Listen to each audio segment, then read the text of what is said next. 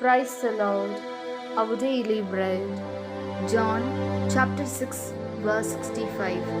For this cause have I said to you that no one can come to me unless it is given to him by my Father.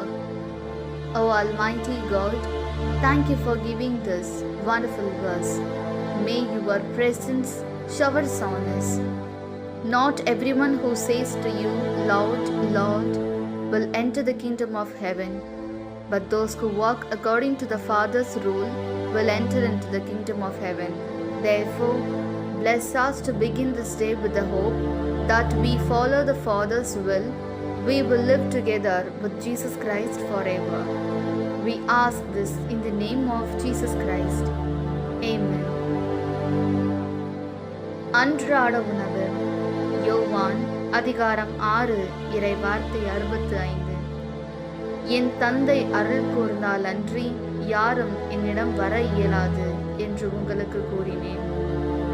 அன்பின் தகப்பனே, இன்றைய நாளிலே இந்த இறை மன்னாவை கொடுத்ததற்காக நன்றி ஆண்டவரே. இறைவா, உம்மை நோக்கி ஆண்டவரே ஆண்டவரே என சொல்பவரெல்லாம் விண்ணரசுக்குள் நுழைந்து விட முடியாது. மாறாக தந்தையின் திருளபடி நடப்பவர்கள் விண்ணரசுக்குள் புக முடியும். எனவே தந்தையின் திருளபடி நடந்தால் இயேசு கிறிஸ்துவோடு எந்நாளும் இணைந்து வாழுவோம் என்ற நம்பிக்கையில் இந்நாளை துவங்க எங்களை ஆசிர்வதியும். ஆமீன். அன்னனுள்ள போஜனம். யோஹன்னான் 6ஆம் அத்தியாயம் 65ஆம் வாக்கியம். இது கொண்டானு പിതാവിൽ നിന്ന് പരം ലഭിച്ചാലല്ലാതെ എൻ്റെ അടുക്കലേക്ക് വരാൻ ആർക്കും സാധിക്കുകയില്ല എന്ന് ഞാൻ നിങ്ങളോട് പറഞ്ഞത്. ദൈവമേ, അങ്ങേ നോക്കി കർത്താവേ കർത്താവേ എന്ന് വിളിക്കുന്നവർ എല്ലാം സ്വർഗത്തിൽ പ്രവേശിക്കുവാൻ കഴിയുകയില്ല എന്ന് അങ്ങേ പറഞ്ഞല്ലോ.